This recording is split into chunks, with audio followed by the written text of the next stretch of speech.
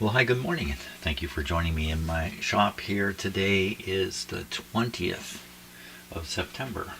Another sunny day here, but cool, very cool. 13 degrees this morning when I got up, and the high today I think is 20. So, okay, so just a little more about this radio, or just reviewing what I've done on this radio. When I did the resistance tests in tube number 1 and tube number 2, I found open circuit where there should be 50,000 ohms and stuff like that in both these tube sockets, if you like. When I looked at the schematic and traced it, I think I did it on camera, I quickly came across the send-receive switch, which is located right down here.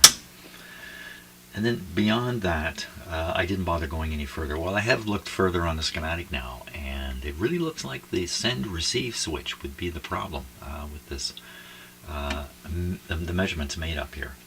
Send-receive switch is kind of accessible down here. I got a feel in the back of it right now. In fact, I can see it from up here, looking down through the top. Well, not much to it. Just an open-close switch. Why don't we test it? Yikes. Let's test it right now, because I can do it.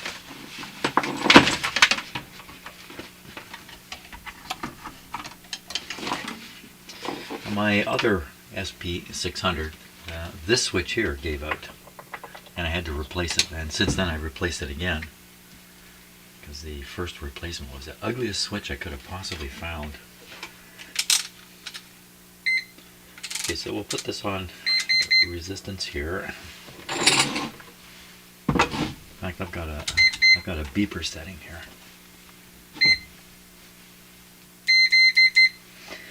Okay, so I'm gonna the switch right now should be closed. So when I make contact, we should hear it. I don't hear anything.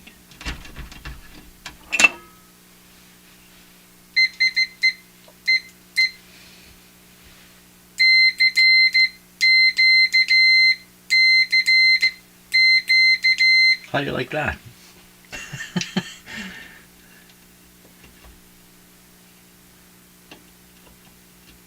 Okay, so look at that. Now, is it backwards? Somebody put it backwards. How do you like that? So it's the switch. Okay, great. So what I want to do today, I'm going to keep this ohm meter out, is I want to continue with the resistance measurements. Already looks like we've already successfully troubleshot the first problem. Let's go from here. Oh, a number of you have sent me emails and you've attached links and other things to other resources on the internet where I could, for instance, get a fresh copy of this and stuff like that. Thank you very much. I haven't had time to go through it yet. It's an awful lot of material. There's a lot of material about this radio, and I certainly don't need to learn everything about it. I just need to learn enough. And I already know a fair bit about this radio, quite a bit actually. So, but thank you very much for the help. I certainly appreciate it. Now, let's carry on here. We'll carry on with the next one in the line here would be 6. Which one of you is 6? This one here.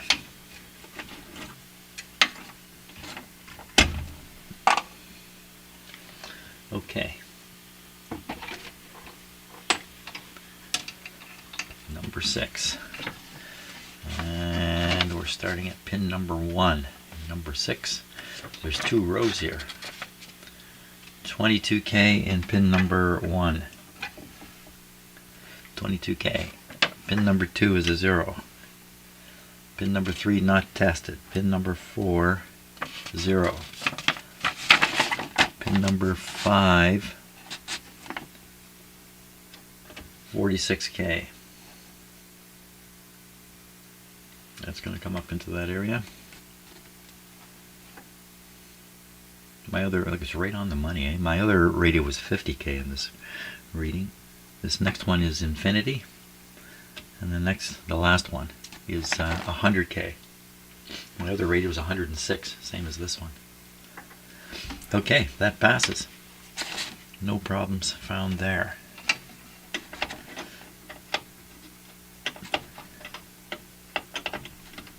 I just leave it in there loose. Okay, next one would be number 7.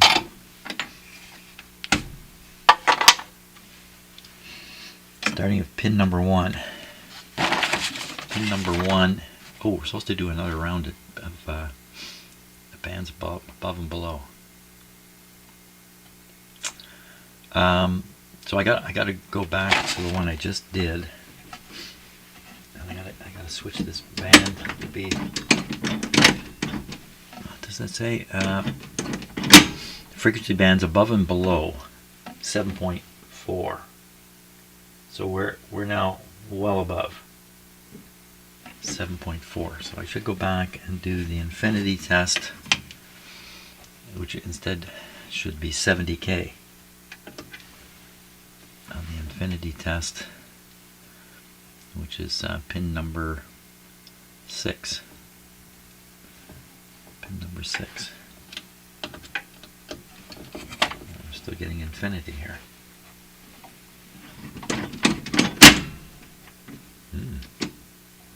Am I doing something wrong?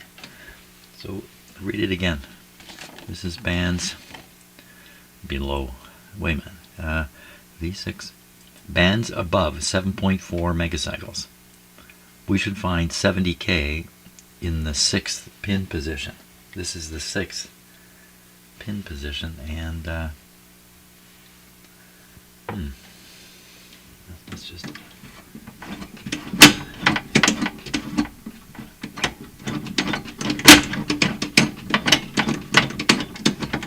Something not too good here. Where are we? Right down the bottom here.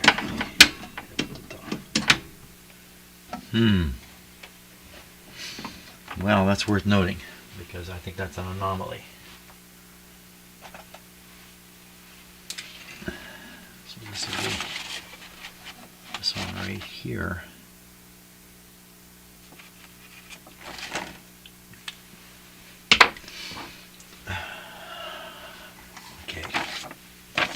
Good thing I went back and did that.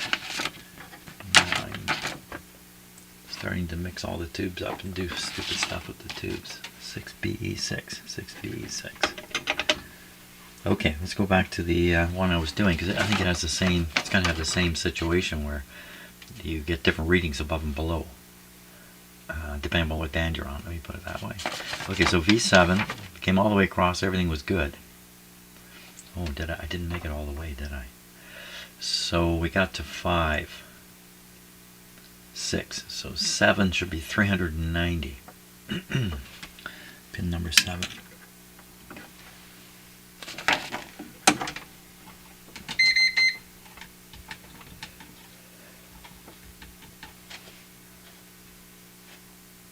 Am I doing? I'm not looking at the right one now. I'm looking at the wrong. No, 390. Pin tube 7, 390 in pin position 7. It's the same above or below. So here's another problem here. 390 sounds like a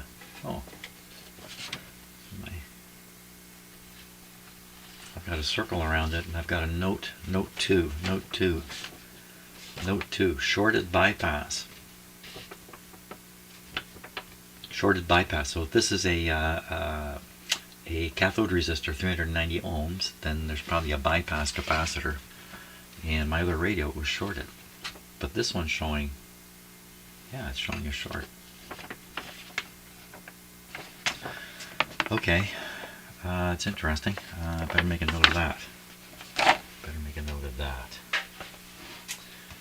Today you're listening to me in mono. I'm probably going to pack in my stereo microphones. Here. I'll turn on the stereo microphone so you can just listen to it. I never realized this before. It's not hearing anything in my shop. What's going on with the camera? What was that? I think my camera responds to hand signals. I don't get it.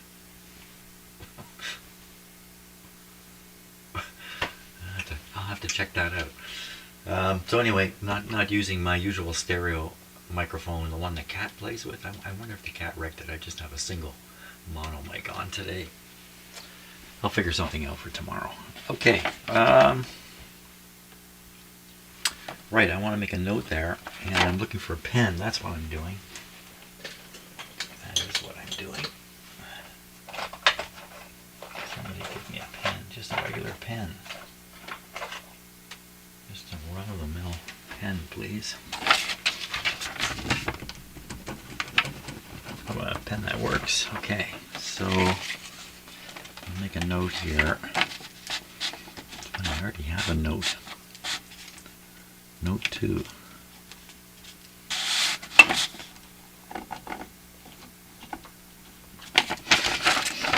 Okay, in a sense, the note from my last radio is valid for this one too. Isn't that weird? I wonder if the chart is wrong or something like that. Okay, moving on. So now we want to be below.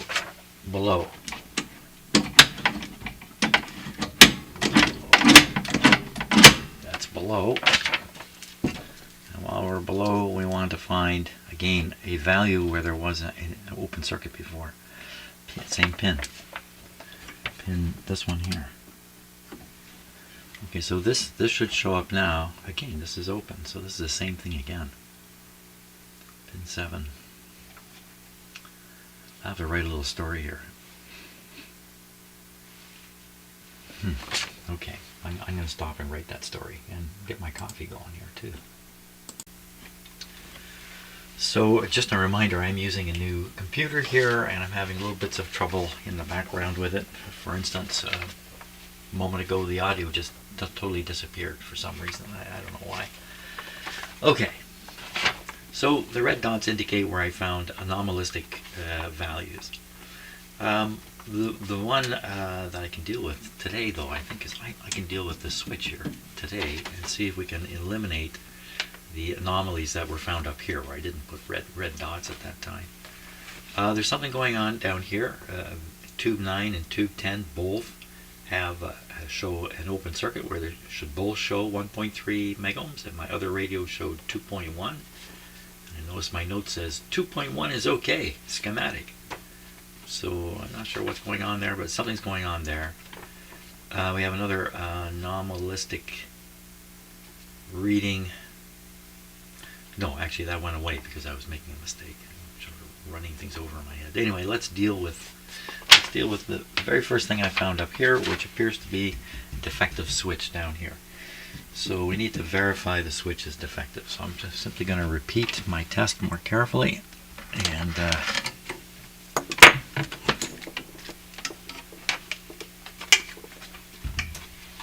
so what you can expect in any machine, radio included, is mechanical parts fail.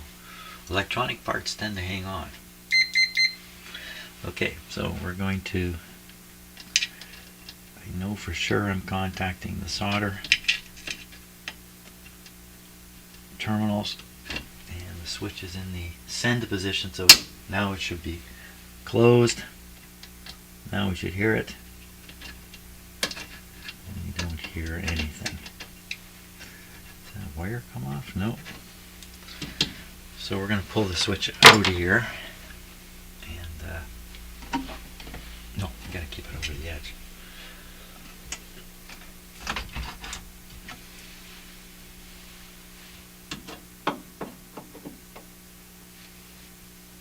This is probably the first time this has been loosened since day one. I don't want to put the, like when you do it this way with this tool, you put skid marks on the surface of the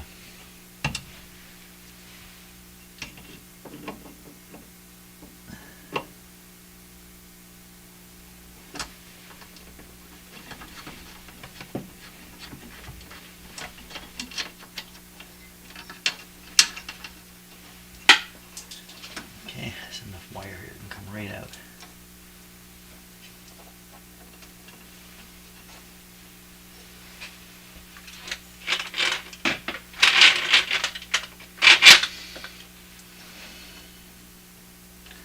Nothing special about it. It feels normal. It's probably just pooched. Well, now I can see the terminals clearly. Let's test it one more time.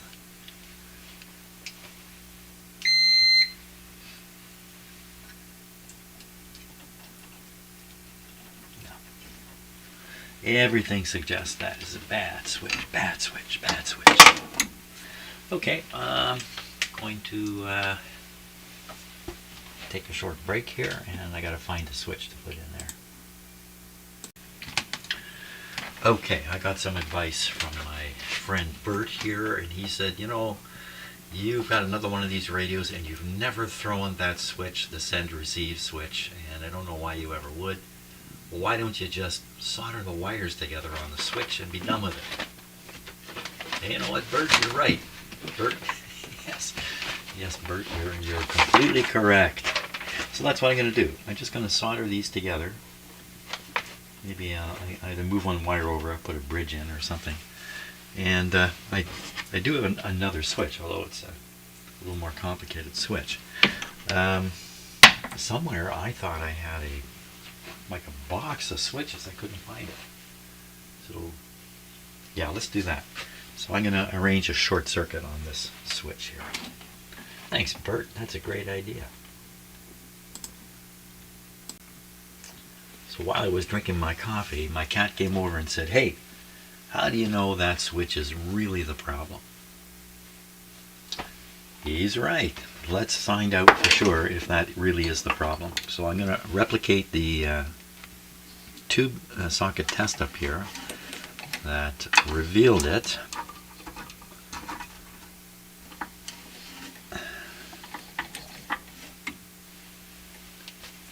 Where's my sheet? Here it is. So we're talking about really any pin, 5 or 6 ought to do it. So in tube 1, pin 5 or 6. Hello. We should find 48K. Pin number what? Pin number 5. Okay, pin number 5. Let me count. 1, 2, 3, 4. This is pin 5. And we find the open circuit. Now maybe I can, I'm not sure that's still making contact. I'm going to temporarily short the pins on the switch, and that's going to tell the story. Let me just check this first, make sure that my clip lead is valid here. Yeah. Okay, back into pin number 5. I don't think that's going to sit there. Yeah, it's okay. We know pin number 5 shows nothing. I'm going to put in the short here.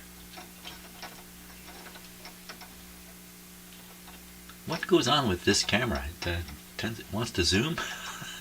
You know, much of the time I'm not looking at my monitor, so I really don't know what's going on. Occasionally I look up at the monitor and I see it's doing some zoom stuff. So, okay. Pin number 5. There it comes. 48. And just in case there's any doubt, I'll just take this right off. There it goes. Okay. That's proof positive. You know, this clip lead could just do the job, but I'm going to solder something in there because we don't want this to become a problem. And while I was there, I just looked up at my screen and it was zooming. Okay, well, hopefully it's zooming on good stuff. Some AI thing going on in this camera. So I have a bunch of crystals, which are the type that fit in here. Are they? Are they really the type? Yes, they are. Now these crystals, like this one's 28.695. These are CB crystals, so I have a feeling these are all going to be in the CB band. 28.765.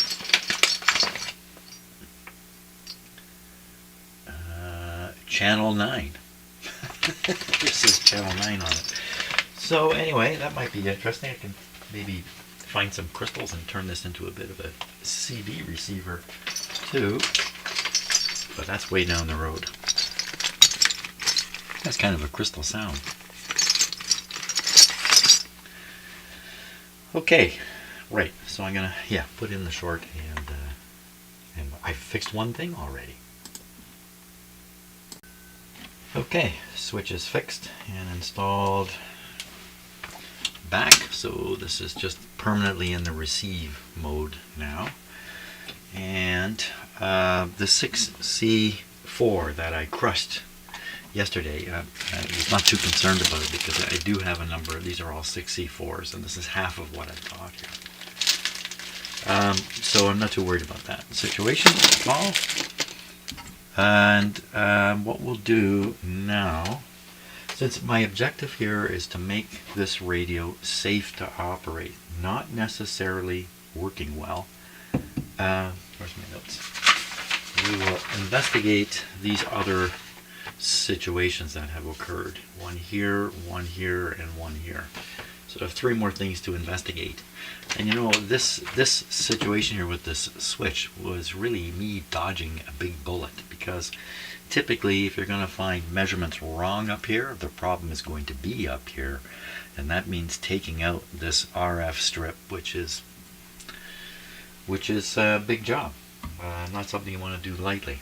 So certainly not something I want to start doing now, that's for sure. So I'm really happy that it looks like I restored this to good operation. I don't know, we won't know till we turn this thing on.